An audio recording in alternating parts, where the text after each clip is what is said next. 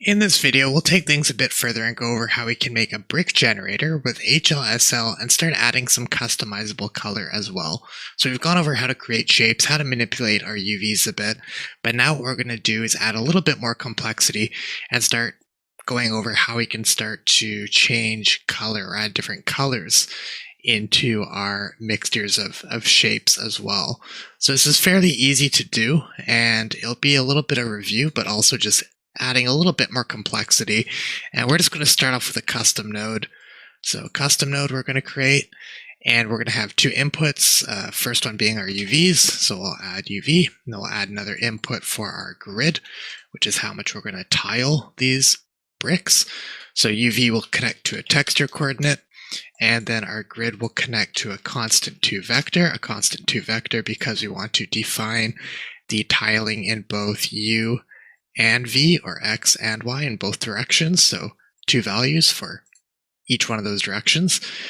And we'll put some values in here for now. Oops, I'm just going to put in maybe 10 and 20. And then what we'll do is add our code to do this tiling. So it's going to be really easy. We're just going to take our texture coordinates, multiply it by our tiling here, and then run it through a fractional operation. So it's giving us values that stay between 0 and 1. So it'll be easy just to tile whatever we do across this whole square, this whole grid, regardless how many times we're tiling it.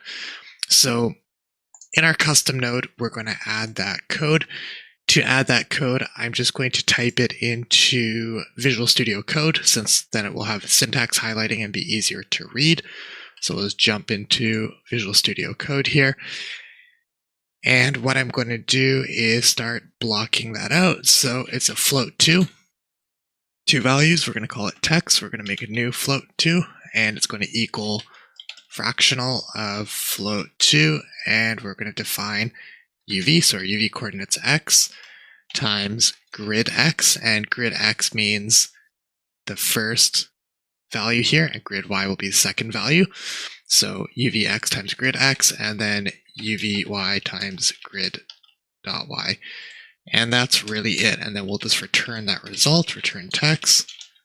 I'll copy that, put that into our Unreal custom node, put it into base color. We'll get an error because we're outputting 2 values, like we're outputting a float2, but our custom node says we're outputting a float3, so there's like a value mismatch.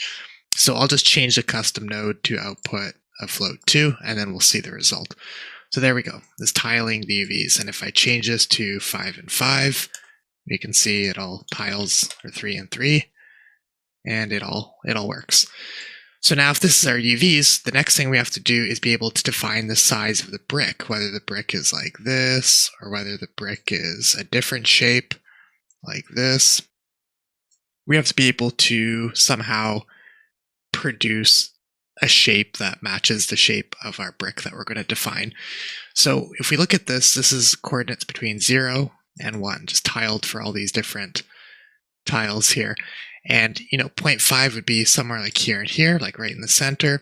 So what we want to do is have a way of checking each one of these coordinates, and if they're within a certain range or not within a certain range. And if they're within a certain range, like if they're within maybe this section here, like less than 0.5 on each axis, then we can fill that in with one color or one value and fill in the rest with another color or some other value.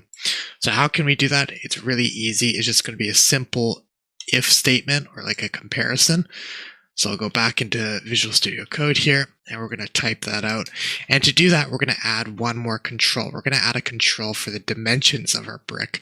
So under the custom node here, I'm going to add one more input, and it's going to be called dim for dimension, and I'll connect it up to a constant 2 vector so we can define the size in both X and Y. I'll just put it at 0.5 and 0.5 for now, just to test it out. And then our code really is just going to be taking that variable and comparing it. So we're going to do something like if, and then we'll do text or texture. X is bigger or equal to our dimensions that we're specifying here, dot x, and then we'll use an and or operator or logical or operator, and then we'll do text x is less or equal to negative dim x, and then we can do again and then we'll do text.y is bigger or equal to dim.y, and text.y is less or equal to negative dim.y.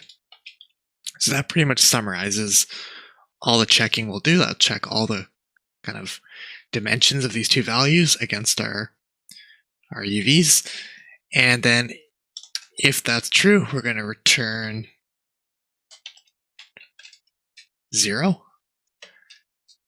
Otherwise, we'll return 1. So 0 will return a black value, 1 will return a white value.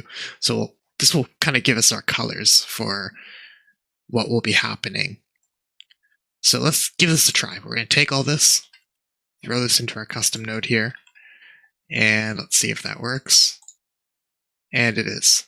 And you'll see it's yellow because I could change this back to a float 3. And now we'll get white values, and we can see if it's within the range of our numbers specified here, 0.5 and 0.5, it draws white, and if it's not, it draws black. So it's kind of like inverted, but we're able to change now the size of our brick. And then we can also change the tiling. So it might just be easier to set the size to like 0.8 and 0.8, and then just tile more in one direction or another direction to produce the kind of ratio of bricks that we want. So there we go. We have something that's kind of working. So if I tile it by 10 and 20, or maybe 8 and 24, we're able to produce our bricks. So very easy.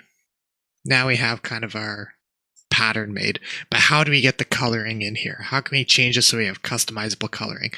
That gets super easy because all we need to do then is just add controls for it. So I'll add another 2 variables. I'll add one called color brick, COL for color, and then brick. And I'll add another control for color mortar for the paste or the cement in between the bricks. And then we'll just connect those up to constant 3 vectors. Constant 3 vector because they're colors. They have 3 values, red, green, and blue. And I'll define one of them to be kind of like a darker red type brick, like that. And then the other one will be kind of more of a tan kind of tone. So there we go. Now, how do we get those colors to actually work in here? Well, we'll just jump back onto our code here. Instead of returning 0, we're going to return our variables here that contain the color. So right now, white is the part of the brick that would be technically red here, so the color of the brick. So instead of return 1, I'm going to return color brick, and instead of return 0, I'm going to return color mortar.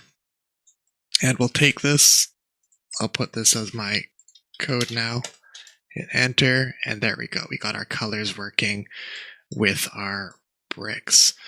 And now we pretty much have a customizable brick pattern all done in HLSL. And it's really simple, but now we're kind of getting the hang for how we can add color controls and other things. But there's one more thing that we might want to add to this. Maybe we're not going to use this for bricks. Maybe we're going to use it for something different. For example, if we set the size to be like 0.9 and 0.9, and we keep the tiling even, like 15 and 15, we can create like a nice tile instead of a brick. But when we look at it in the corner here, kind of seems like things don't match up. There's like these lines that kind of match up, but then there's no line here, no border edge there. And if we look at just one face of this, one side has no border, the other side has a border. So how can we keep this kind of perfectly centered if we want to have some sort of offset or control for how we offset these tiles or bricks? How could we do that? So we're going to add one more control, an offset control. So I'm going to go in here and add one more control to the custom node, one more input, and we're going to call it offset. And we're going to make it a constant to vector just to test. And I'll put it at like 0.5 and 0.5 or something for now. And we'll add that to our code. So to add that to our code, that offset, we're going to go here to where we take the UV and we multiply it by the grid. We'll then add our offset. So we'll add our offset.x, and then for the y part, we'll add our offset.y. We'll take that code, put it back into Unreal, see if it works. Okay, now we have control for the offset, so you can see this corner here. And if I were to change the offset values, it offsets it differently. Now, if we want to match up just perfectly in those corners, right now it's kind of like a guessing game. We have to change it, but it really shouldn't be. All we'd have to do is just take our dimensions of our brick here, or of our tile, or whatever you want it to be, and divide it by 2. So we could just drag it to a divide node, and you could hard code this in, but I'm just going to do it with a divide node like this, and then plug it into offset, divide our dimensions by 2, and now it perfectly matches up and forms a nice corner there if our brick is evenly sized. And now that we have that, you could technically take something like this, make the colors different, maybe make it white and black, and then also use this for something like opacity. So I could change this to a masked material and use it for opacity and color. And now we kind of have, actually we'll have to invert it for opacity. So I could do a 1 minus. There we go. And we can end up with like a net-like texture as well. So a lot of things you can do with this, but just starts to get you thinking about how you can completely create things from just simple HLSL code or even just procedural nodes and start to produce more complex things that you can reuse. So that's pretty much it. We're able to produce something now that's fully controllable, that gives us a lot of power to make different things and different patterns and add custom controls. And we'll start adding a bit more complexity, but hopefully this starts to make a bit more sense and also starts to give you some ideas of other things that you could make and start to produce by even just using simple lines of code. We don't have a lot of code here. It's only 7 lines of code, and we can make some procedural tiles or bricks, so not too bad. And if you've enjoyed this video, like, subscribe, and if you're part of the Patreon, you'll also be able to find kind of everything we've gone over in this video and more in a PDF that's available for download as well.